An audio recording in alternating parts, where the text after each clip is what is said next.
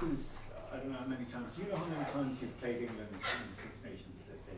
Have you lost count? Didn't count anyway, so I don't know. Just on Twickenham, as a place to play, and with what's on the line, and potentially on the line, you know, how excited are you about going into this weekend and getting stuck into it?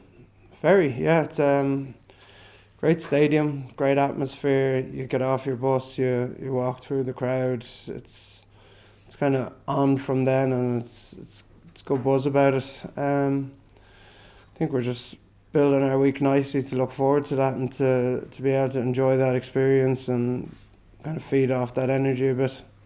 Of the away venues, where would you rank it in Intimidation Stakes? I don't know what an intimidation stake is. It's like the louder the noise, the more shouting. That's the better. That's the type of thing you want to play in, and I don't know if I'd call it intimidation. Hostility, I suppose. Then. Energy. It's all a buzz. Yeah, it's up there.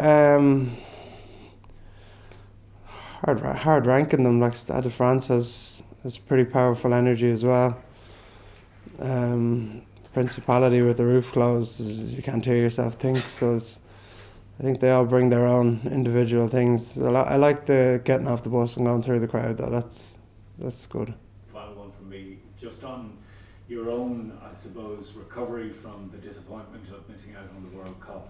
How's your game been, and how difficult was it to actually get over that disappointment and get back to where you are now? It was a tricky one because I only really had a day of disappointment the day after it happened, and then it was turn the page and get to rehab and how quick can I turn this around. Since then, it's all been pretty good. Minutes wise is probably the biggest struggle for me, trying to pick up as many minutes as possible and play as much as possible. With that down, it's just meant for extra fitness, which is the bad part of it, running up and down the side of a pitch, but has to be done. Just trying to make use of my minutes when I get them, and be it 5, 10, 15 or 20 minutes off the bench, trying to have an impact and trying to do the right thing there. Go well, Thanks. Cian, you have 127 caps to date for your country. Very few players will get to that milestone. Why do you think you have? What has been different that you're still doing at this high level?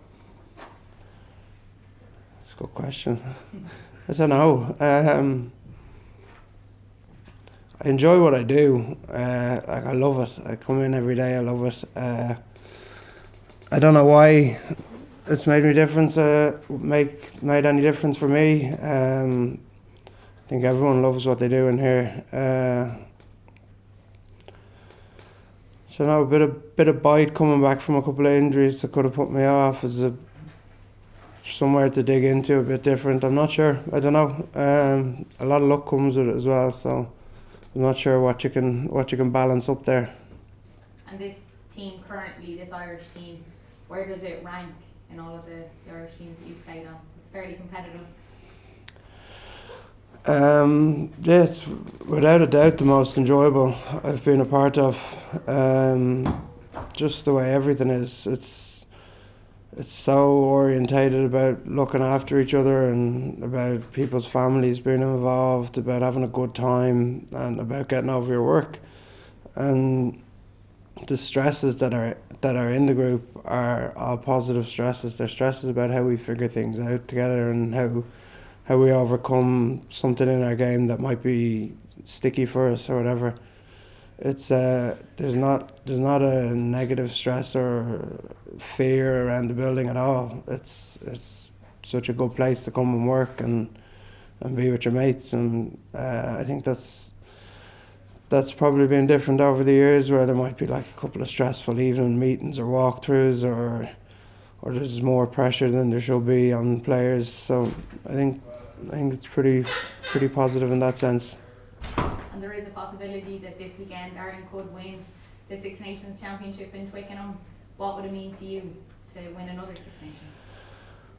Oh, I'll talk about that after. We'll go out and we'll bang out our best performance possible, and and if that happens, great, super stuff. You know, we've stuff to fix up tomorrow in training before we even get to performing on match day, and you know, it's a nice place to be in. It's a really good place to be in. Everyone has dug in and put the team in this position, and it's down to the team now to deliver for the weekend, and if all goes well, happy days. Cian, did you feel your Ireland career was over when you missed out in the World Cup, and how special is this group that you're involved with at the minute? I didn't think about it, to be honest.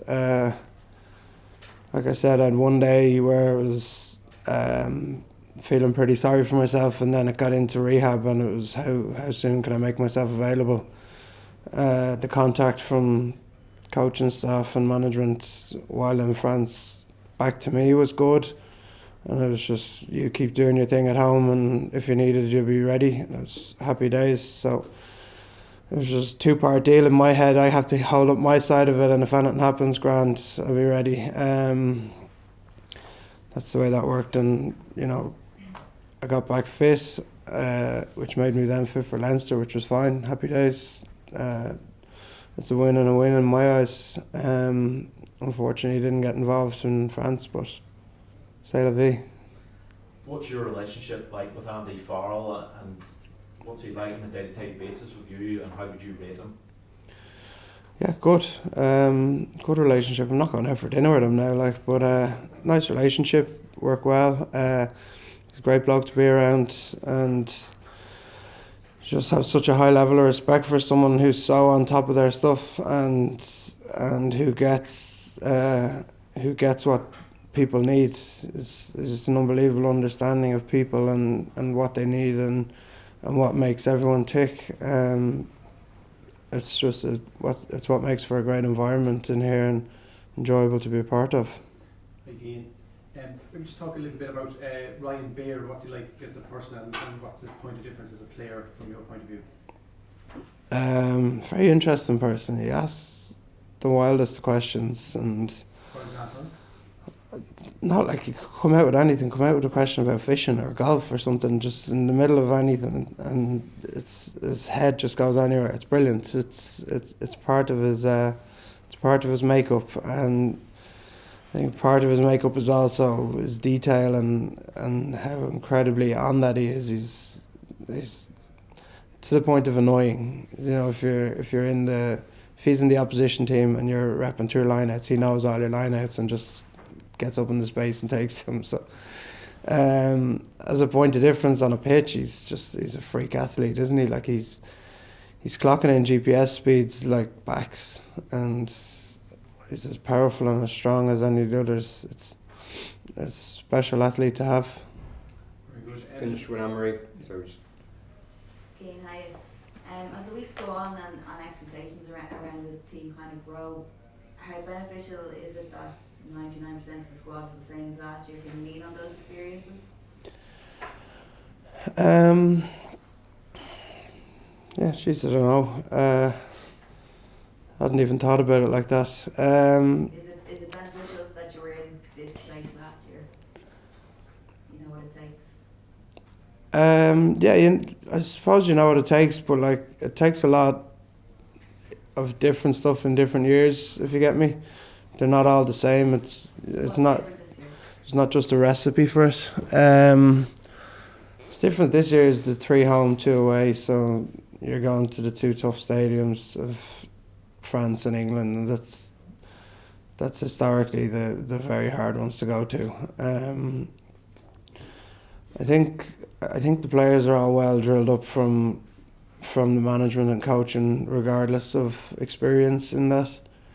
I don't like a lot of players hadn't got Six Nations Championship before last year, so it's a credit to how they're teed up and how they're brought up on their detail to perform in those environments and to perform at that level when that outside pressure is building and how to deal with that. And I think that's been pretty good. Like we've the likes of Gary Keegan and Faz working with people about how to deal with the outside noise and pressure and what's seen in the media or what your mates might be saying to you, and how we focus on our bubble and what our language is about how we go about games. Outside your bubble this year, have you been keeping an eye on England? What have you made of them under Steve Forsyth? There's a few differences, yeah. I think defensively they're going all right. I think off attack there's a lot of big ball carriers. You're missing like Benny Villapala and stuff, but Ben Earl and the like have been adding some serious venom to the attack. I think they're a pretty sound structure, and I think what we'll probably more lean into is how their structure is going to deal with us, and how we can perfectly execute to stress that and make that struggle.